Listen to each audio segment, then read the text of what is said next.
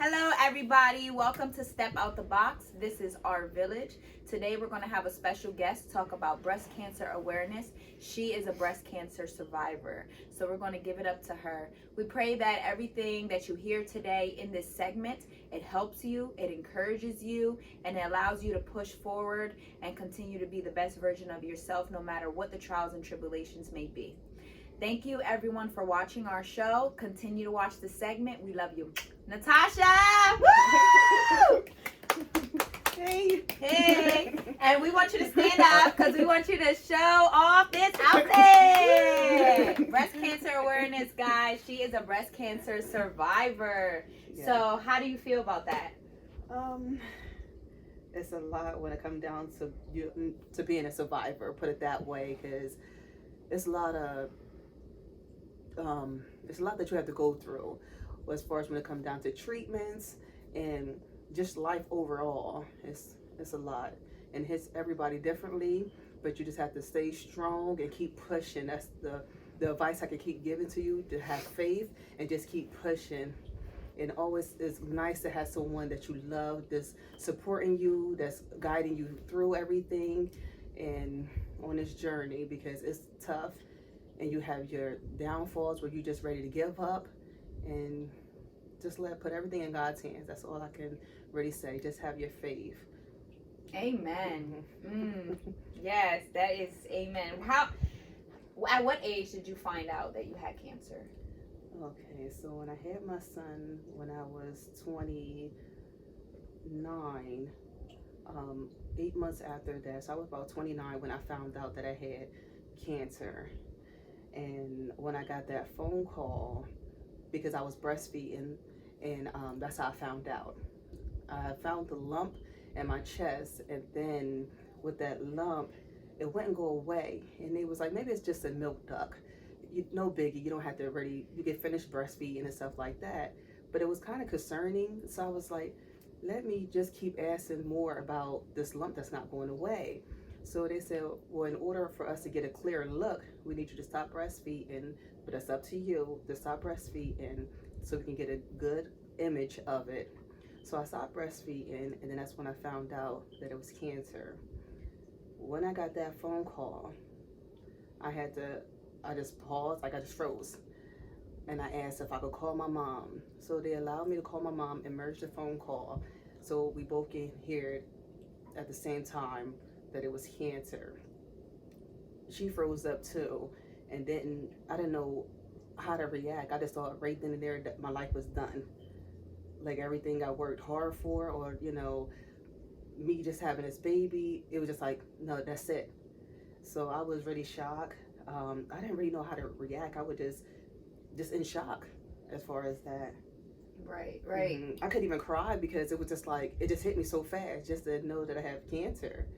And at that, I didn't know there's different stages. I didn't know anything about cancer, but just to hear the word cancer, off the rip, I'm thinking, oh, you're going to die. Right. How much more longer do you have, So your mom was the first person who found out with you? Yes. Okay. And how did she take that? I felt like she took that just the same way that I took it, like she was caught off guard. Right. And she broke down and she was crying about it, but we just had that faith that everything would go through the right way. Just do what we need to do. If I need to get the surgery to get it removed out, let's go from there first and then start the treatment. We just wanted to make sure we was handling it the appropriate way. Right. So did you have to go through surgery? Did you go through surgery? I went to so many, and that was like my first time ever getting surgeries and stuff, and I went to so many surgeries just to get it removed out, and it was definitely a lot for me. Yes. And but I was willing to get the surgery that I needed because I wanted to fight through to make sure I was still going to be here for my son. So right. Any surgery that I needed to get done, I just got it done, and I just wanted to make sure everything was out of my system so I wouldn't have to worry about it. Absolutely. That is very encouraging, because there's some people who they are afraid to get the surgeries, or they're afraid to push forward because of other obstacles that may occur after that. You know, some people feel like their self-esteem becomes lowered if you have to remove a breast or if you have to remove two. So for you to go ahead and take that leap of faith to know that you're going to be okay at the end of it, that was very strong for you. That's powerful. Yes. That's very powerful. Yes, I just kept the faith, and they were just going to remove the one, but I said, just take them both, because I didn't want it to happen again where I had to get the other one done. So I just said, just take them, just remove them both.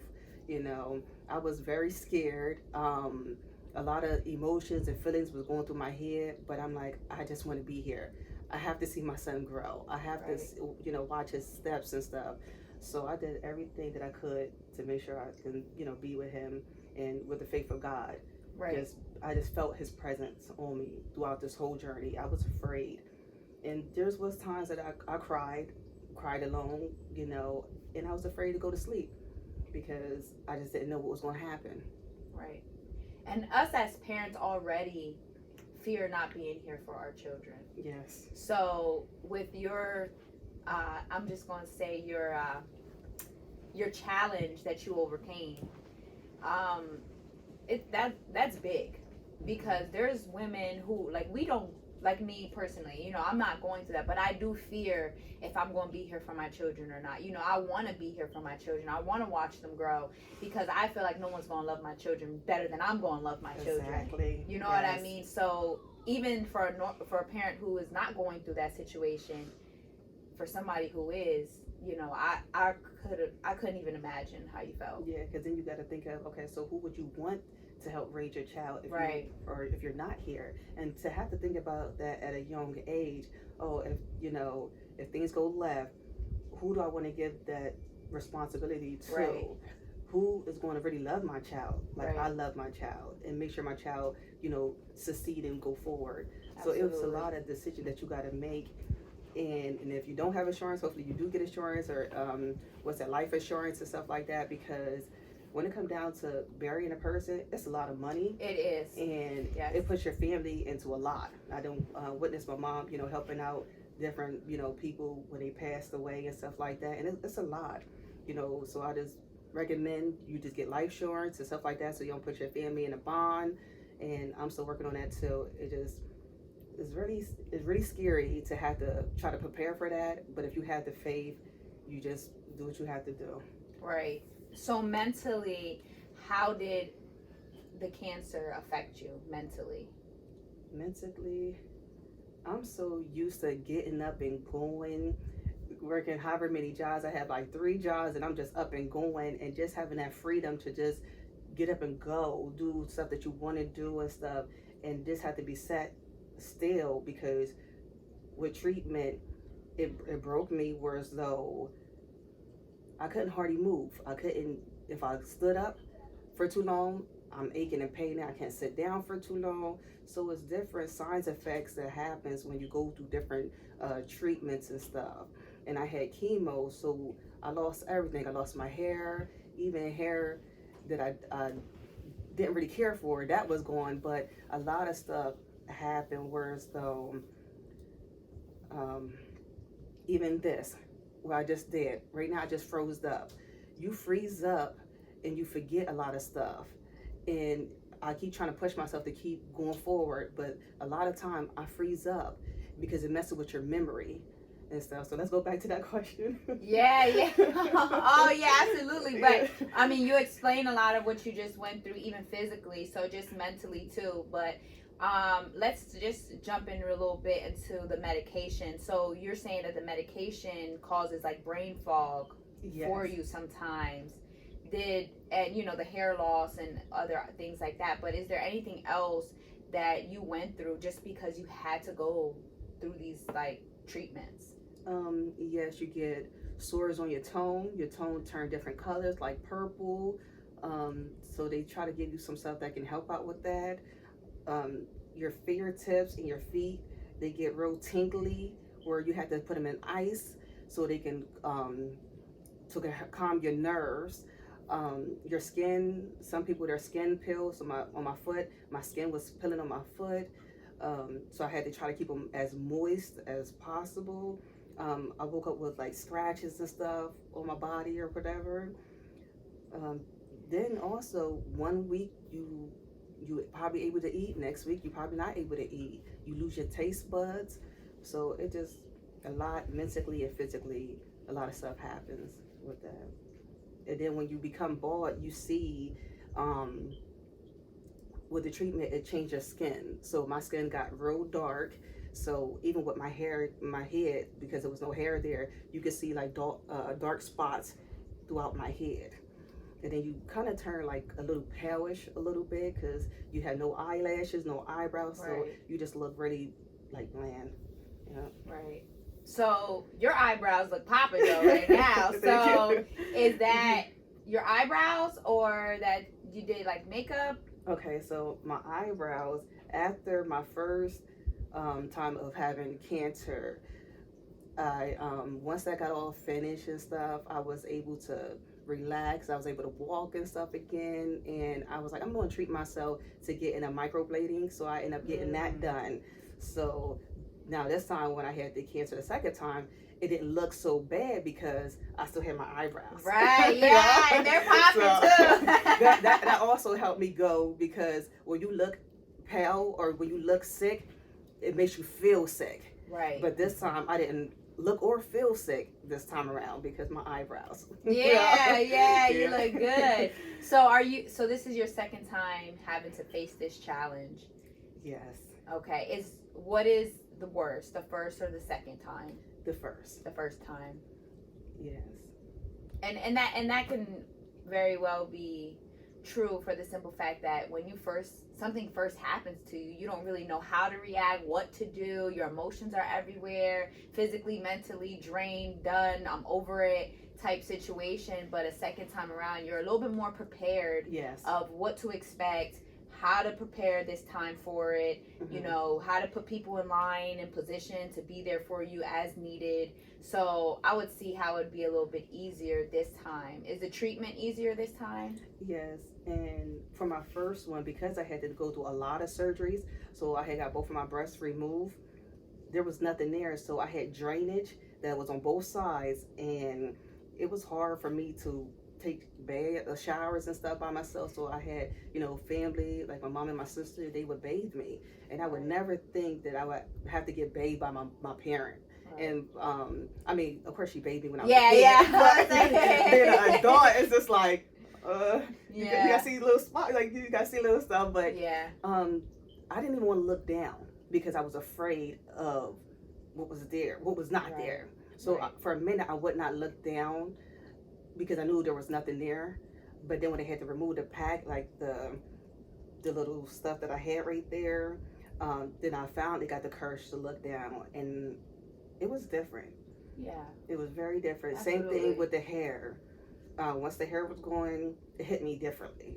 So some stuff you don't process through. You just heard, but trying to get done everything you got to get done because you just want to make sure that you're here for your family. Right. So you don't get to sync everything through.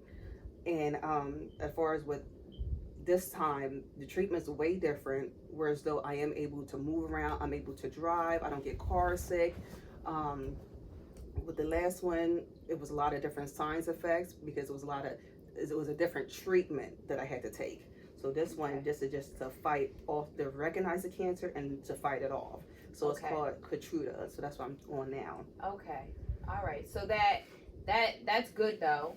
That this time you're just more functioning. And you look great. You look beautiful. You know what I mean? So I know for a lot of women, having to remove a breast or something might be cause you some type of insecurity as a woman and things like that.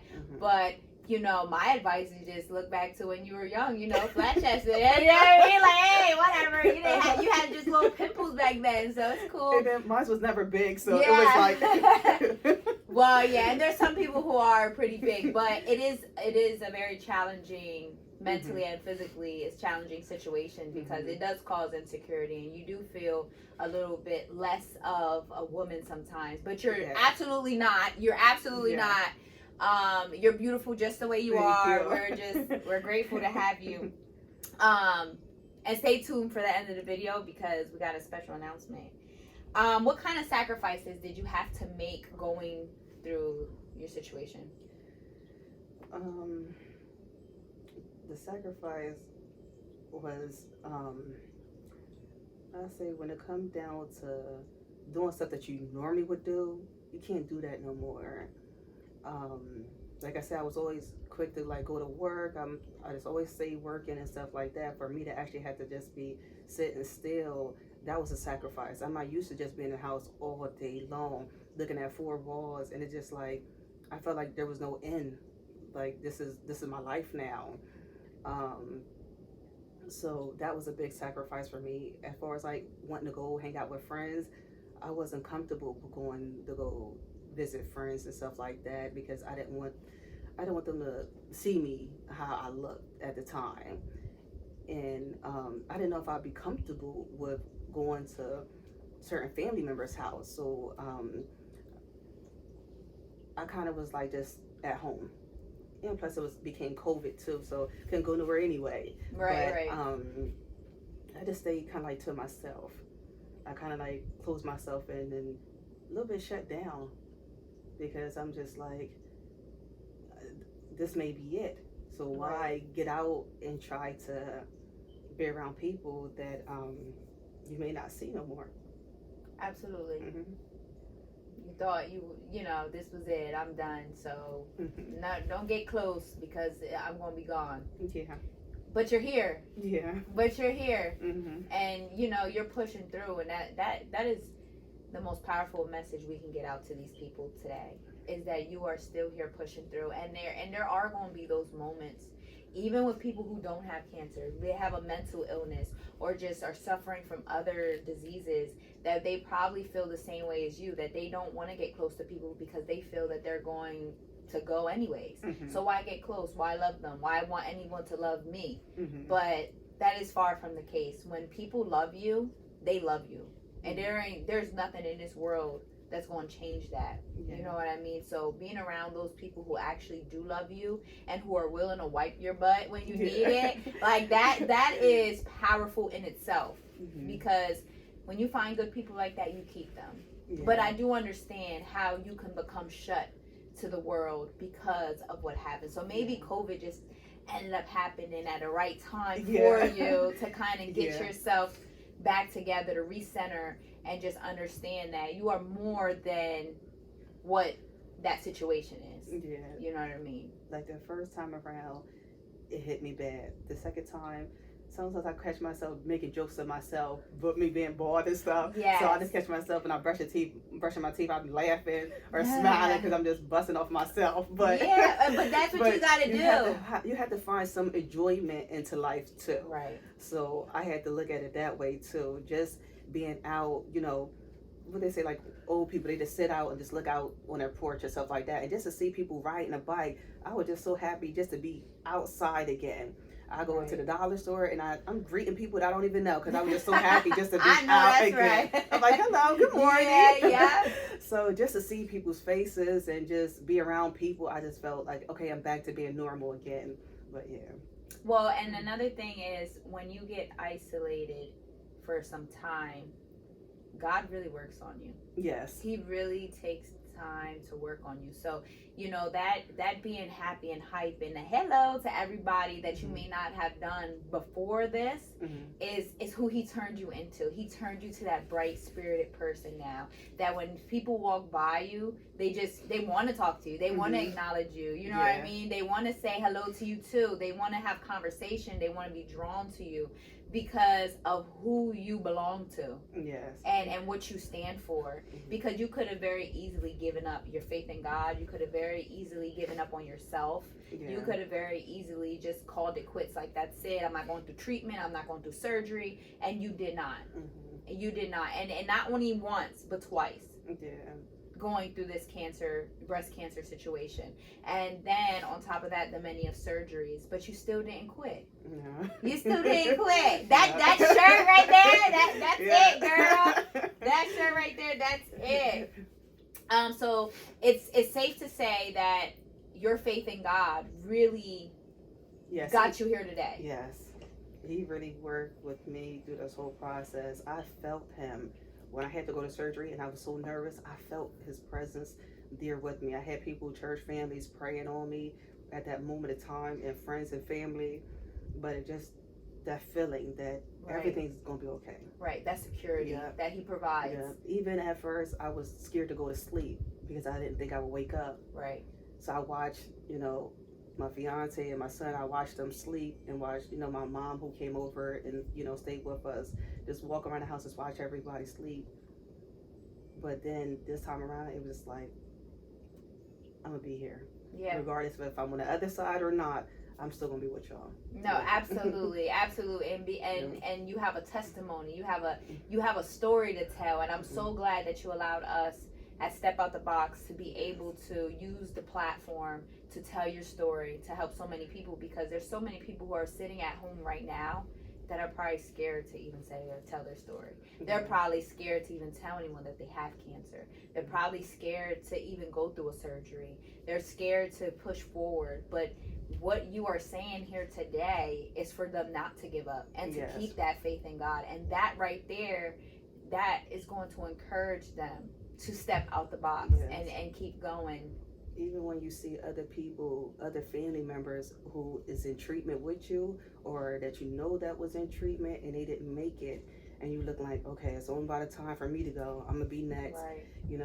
Even myself losing an aunt from cancer. So you just seeing everybody just dropping from cancer, different types of cancer. This is like, and me actually attending funerals and stuff, and I'm just like, well, God still has me here for a reason. Yes, let me see what my purpose is. My purpose here, and this is my second time around. So this is the reason why I'm here. Yeah. So absolutely, and there is, because, and this goes out to anybody who is watching. If you are watching today, tomorrow, whenever this video gets to you, if you are alive and you are just breathing fresh air, you have a purpose. And you are here for a reason. I don't know what that reason is, but God has you here for a reason. So find your purpose and live in that, because it is so easy to get distracted with the world and just get discouraged. Keep going. And just know that there is something out there for you. And it's looking for you too. You just gotta find it. That's important. Yes. What advice, which you've given so much already in this moment, but what advice can you give to someone in the same situation as you? I would say there will be fear, all these different emotions going through your head, but you stay strong to yourself and just keep pushing and to have faith. You have to have faith and know the Lord. Even if it takes you to this point where it took me to have a Bible app in my phone, just to read the Bible app in the morning and pray throughout the day. Just to have some type of connection with the Lord. You don't always have to go to church, but if you do go to church, that's a plus. But it's about yourself, how you know the Lord, and just have that time with Him, because that would help out with the fear as well. I do have my days where I'm thinking, oh, what if cancer come back? But the faith in me, it's just like, if it comes, it comes. But keep pushing through, keep staying strong. Whatever sickness is, what's going on with you, just keep pushing. Even when you're crying, keep pushing. Even when stuff is hurting you internally, keep pushing, because you always have somebody there, regardless if they're not saying it out loud, I love you, but you always have somebody there that's wanting you to still be here with them. Absolutely. If it's your kids, your family, your mom, your dad, and stuff like that, just keep pushing. Right. And then, as far as a little message for your children, is there something you want to tell them? Because this is social media, this is Step Out the Box, welcome to our village, and they will replay this 20 years from now, 30 years from now. So, is there something encouraging, or, you just want to tell them, even if it's just simple as I love you, Well, Armayas, you my strong little Spider-Man. You just lightened up, me, and you kept me going throughout this journey of me having cancer for the first time. And just to see your face, it just kept me pushing, kept me wanting to keep going for you, And I just want to know, I want you to know deeply that I love you, even if something would turn to the left. I love you, and I will always be with you, and I'll always be watching you, and having my angels around you. And for my daughter Analia, I love you as well. And I'm just seeing you shadow your brother, trying to be a Spider Woman, but you keep pushing and you stay strong, and don't let no one tear down your joy. Same thing for Amaya. Keep pushing and always hold your head up. I love you both. Oh, yes, absolutely. And actually, I just lost one of my nail clients to cancer. And I just went to her funeral. But that was one of the things she used to always tell me. You don't let no one steal your joy. Mm-hmm. Don't let anyone steal your joy, because while they're stealing your joy and robbing your peace, you're living in misery while they're happy-go-lucky doing what they're doing in their world. Mm-hmm. Don't let anyone steal your joy. And also, have people around you that's there for you. Absolutely. That truly love you, because when you don't, and you have what they say, misery love company, don't be that company.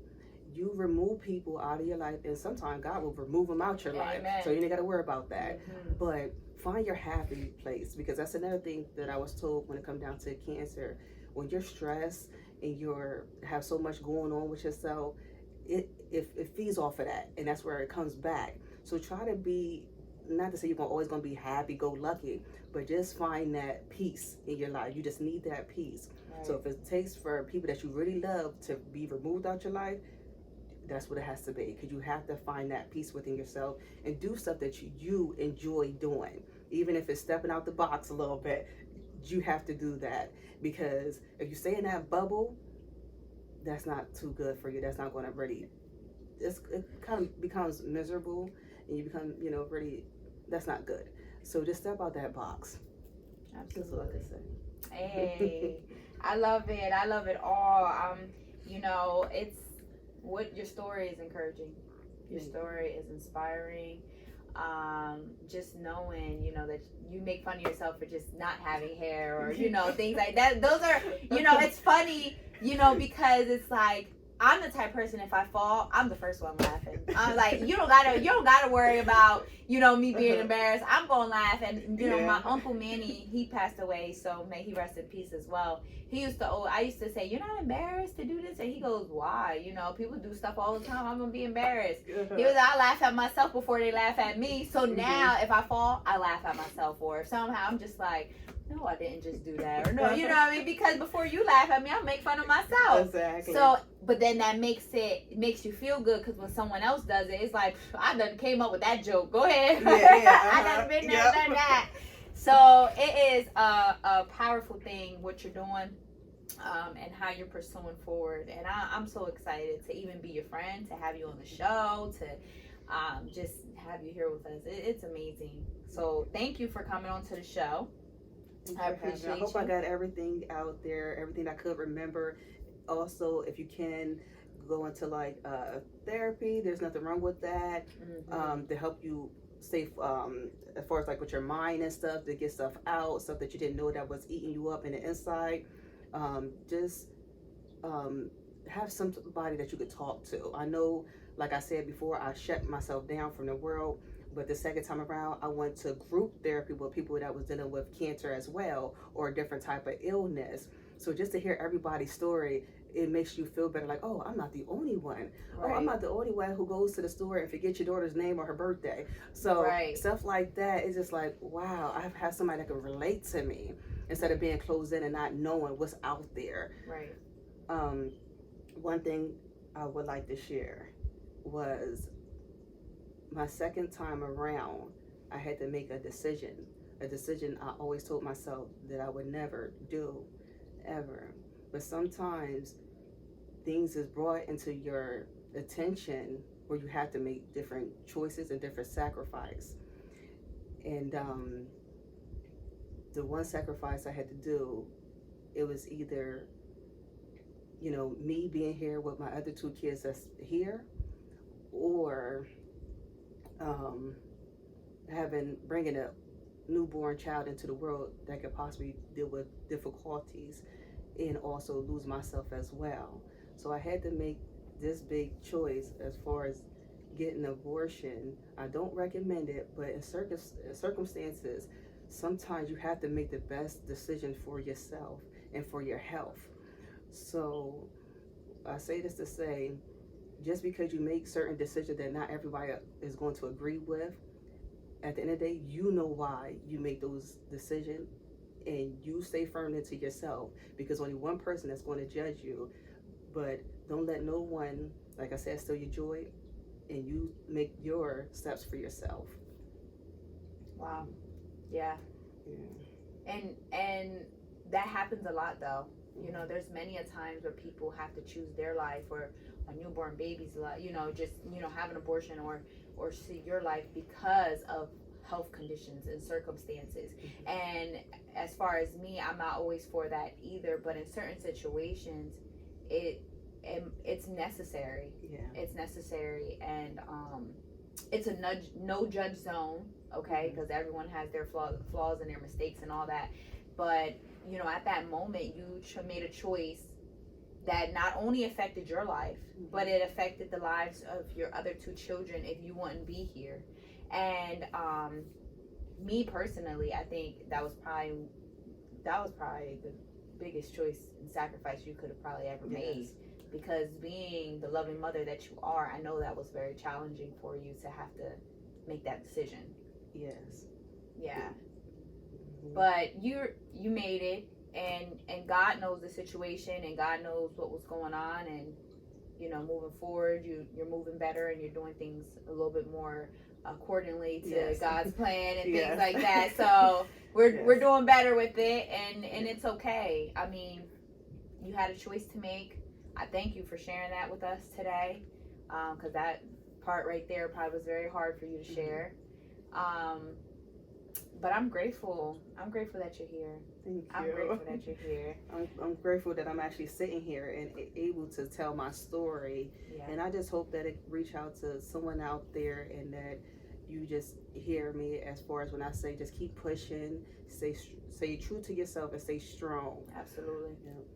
And keep that faith in God. Yes. Keep that faith in God. Well, guys, this was our breast cancer awareness segment. She is our breast cancer survivor. We love her very much, Natasha Thompson. Please make sure you like, share, and subscribe to the YouTube channel. Share this video because there's someone who needs to hear it. Before the end of the video, we just want to say thank you one more time. And I also personally want to let you guys know that Natasha will actually be one of my new board of directors. Yay! So I'm so grateful to have her on board. Her story, her vision, her faith is going to definitely turn Step Out the Box around. She is an asset to what we are doing, and we just want to welcome her today. Thank you. And this is her beautiful binder. Finally. Yeah, finally. So welcome aboard. Thank you for telling your story. Thank you for loving us. Thank you for just being a part of our village, and just being strong and keeping that faith and never lose it. Just keep going. And thanks for, like I said, having me. And I think I found what's my purpose and what's my plan. And this is what I want to continue on doing. It is helping out as much as I can, you know, because God help us even when we don't know it. Yes, and it's absolutely. good to give back. Absolutely good to give back. Yes. And with that being said, make sure that you're paying attention to all social platforms, because we have so many events coming up in June, July, and August, and we want you there, so don't miss it, okay? Love you. Yeah. Bye.